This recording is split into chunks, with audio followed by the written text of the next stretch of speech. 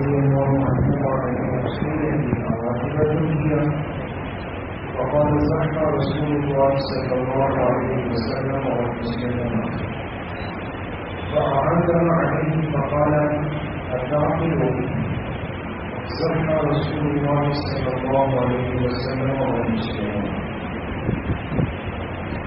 حدیث پاک کے درس میں خوشیاں قربانی کی اہمیت سے متعلق پچھلی مجلس میں بھی بات ہوئی. آج کی اس مجلس میں بھی کچھ اہم روایات احادیث مبارکہ تھی. یہ پہلی روایت اس کے راوی حضرت عبداللہ بن عمر رضی اللہ عنہما فرماتے ہیں کہ ایک شخص ان کے پاس آئے عبداللہ بن عمر کے پاس اور اس سے پوچھا الکوچنی نے واجبتوں کیا کیا قربانی کرنا واجب ہے یعنی ضروری ہے؟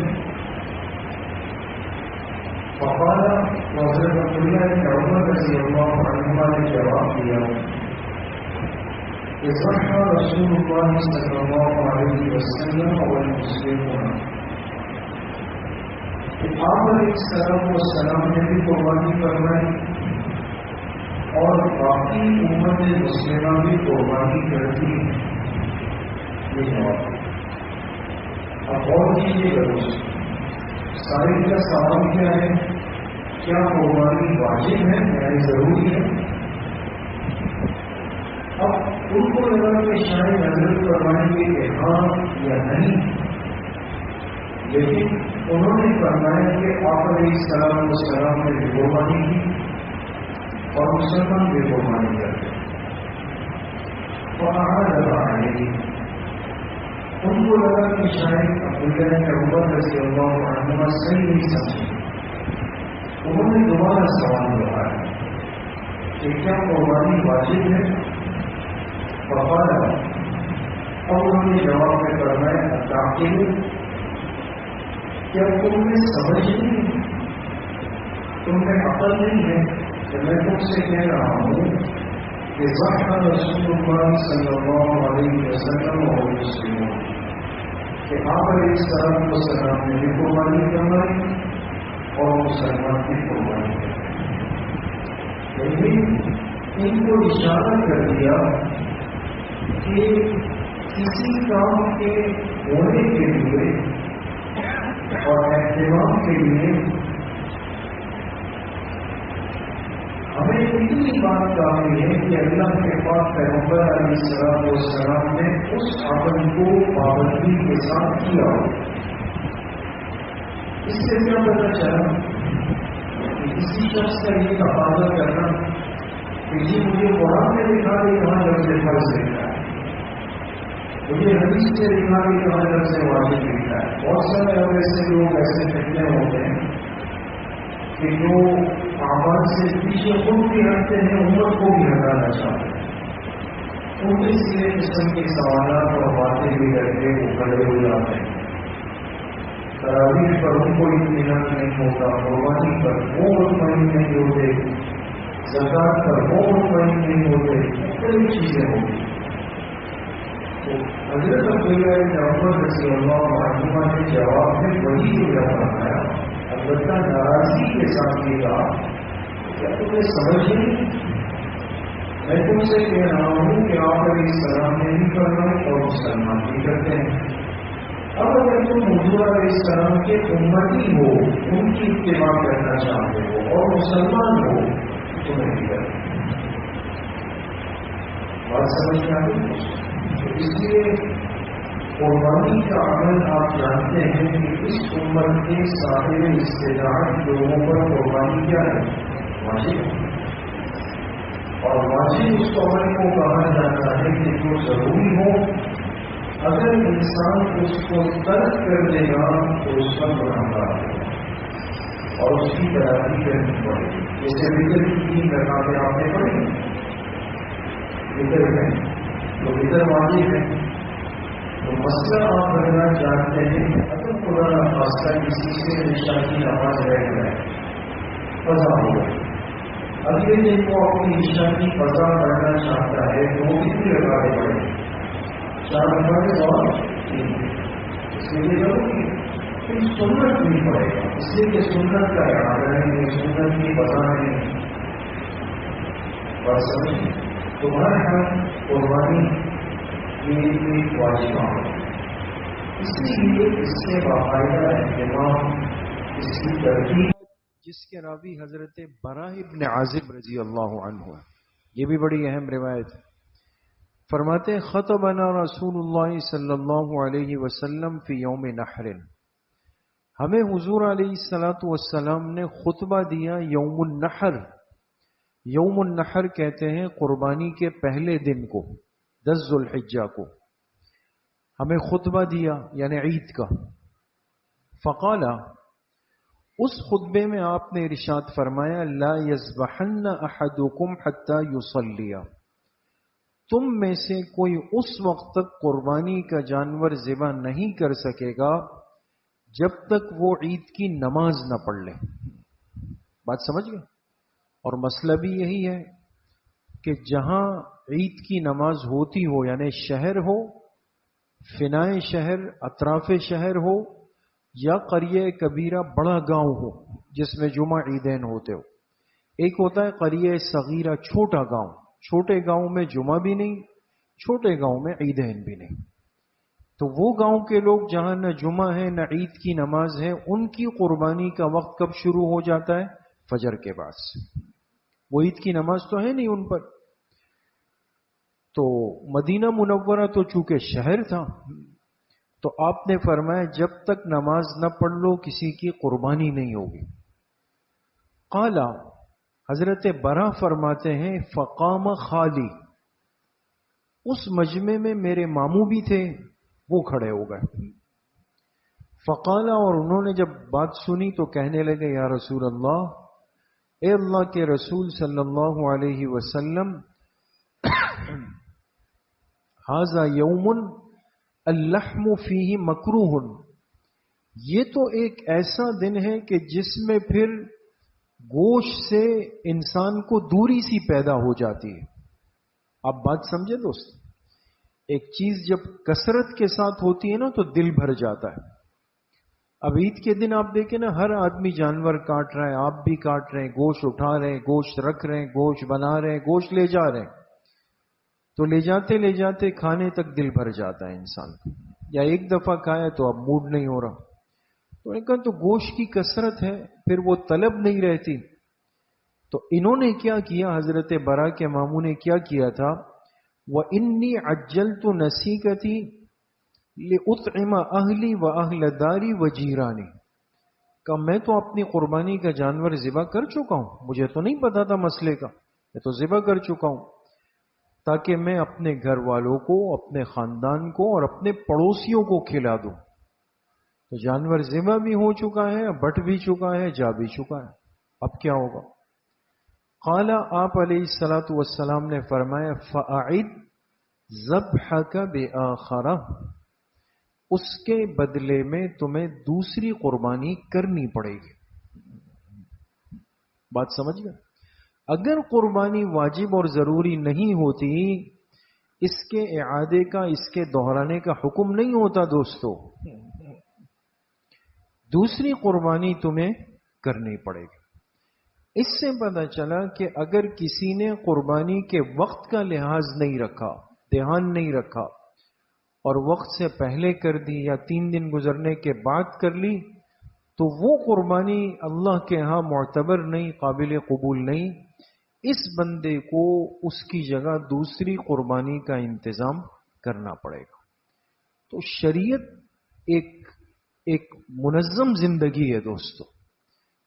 شتر بے مہار کی طرح یہ کہنا کہ جی سب ہو جاتا ہے، سب اللہ قبول کر لیں گے، سب ہو جائے گا، بس چلتے رہیں جی، نہ۔ پھر حضور علیہ الصلوۃ والسلام کی سنتیں، آپ کی تعلیمات، احکامات، وہ کہاں ہیں، کس کے لیے؟ تو اس لیے ان چیزوں میں بہت زیادہ احتیاط اور بہت زیادہ اہتمام۔ تیسری بات وہ قربانی کے گوشت سے متعلق فرمائیں. وہ کیا تھی؟ اس حدیث کے راوی بھی عبداللہ ابن عمر رضی اللہ عنہما ہے. فرماتے ہیں آپ علیہ الصلوۃ والسلام نے فرمایا لا یأکل احدکم من لحم اضحیتہ فوق 3 ایام.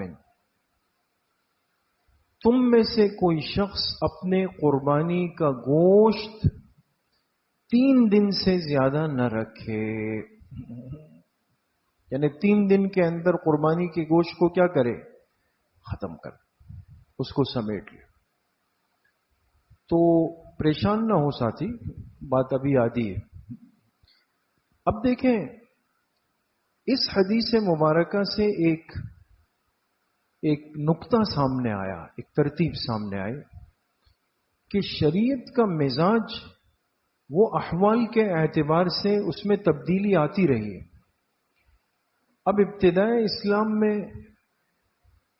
شروع کے دور میں وسعت نہیں تھی، اسباب کم تھے، یہ کیفیت نہیں تھی، غزوات میں فتوحات نہیں ہوئی تھی، تنگدستی زیادہ تھی، چند ایک لوگ قربانی کر سکتے تھے، گوشت کا ملنا ایک محال امر تھا، بڑا کوئی گھر ہوتا جس میں گوشت بھی پکتا تھا. تو اب دیکھیں حضور علیہ السلام نے کتنی تربیت فرمائی.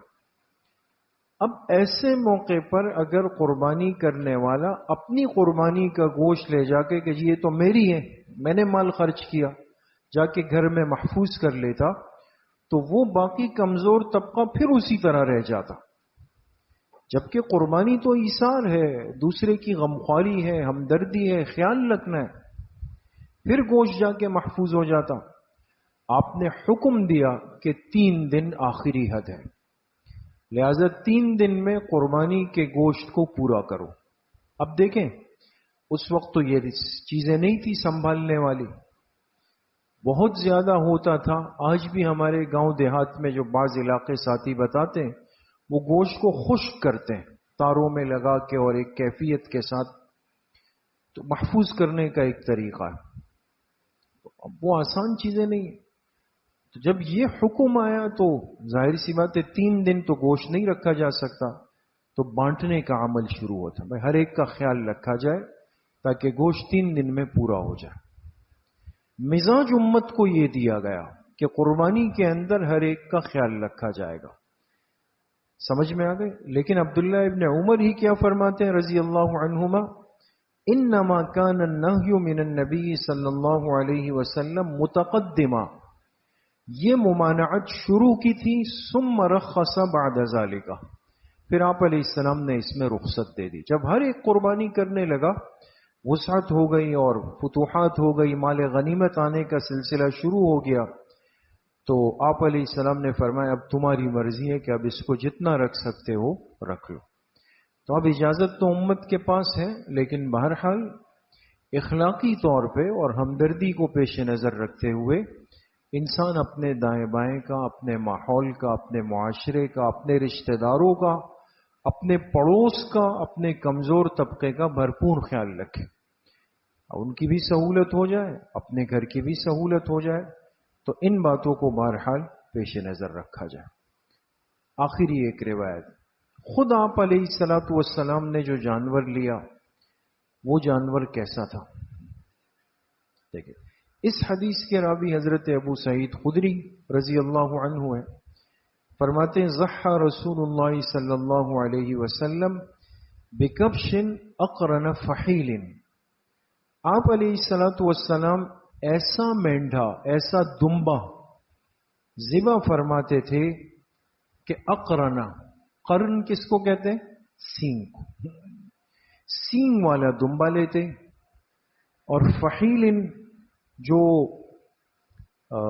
نوجوان ہوتا، نر نوجوان، بالکل یعنی بالکل ایسے بوڑھا یا بڑھاپے والا جانور نہیں، فحیل، فحیل کہا جاتا ہے ایک نوجوان عمر کو. تو دمبا وہ ہوتا جس کے سینگ ہوتے تھے اور جو نوجوان ہوتا تھا.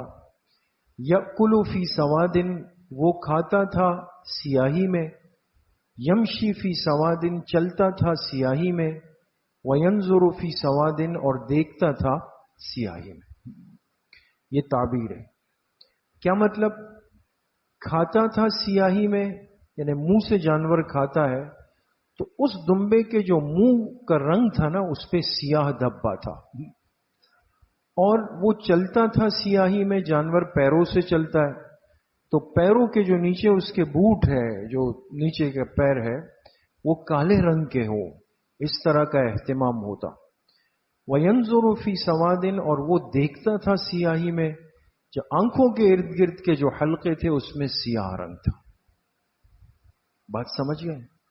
اس سے دیکھیں امت کو ترغیب دی کہ جانور خریدنے میں اہتمام ہو۔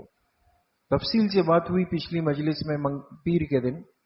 کیف متفق، یہ جو ہے نا، ٹھیک ہے کہ انسان اپنی حیثیت اور وسعت کے ساتھ جانور دیکھے، لیکن اتباع سنت کے جذبے سے اگر یہ ممکن ہے، ایک بندہ دمبا خرید رہا ہے یا بکرا خرید رہا ہے تو ترجیح دے کہ نر ہو، نوجوان ہو، سینگوں والا ہو۔